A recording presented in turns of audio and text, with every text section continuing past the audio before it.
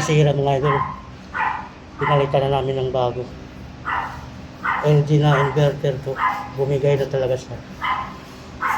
Na naka-decision silang palitan.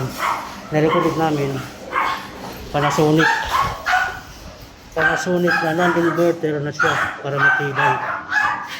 Yan, bago yan. Para sila ng horsepower yan. Ito kasi, nakailang repair na kami dito eh. Nirekta na namin lahat o yan. Nakarekta na yan. Yan.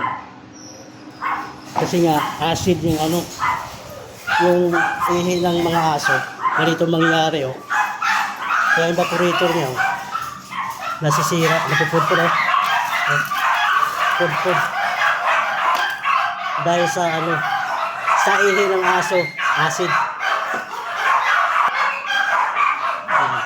Aircon ng ano itong mga aso.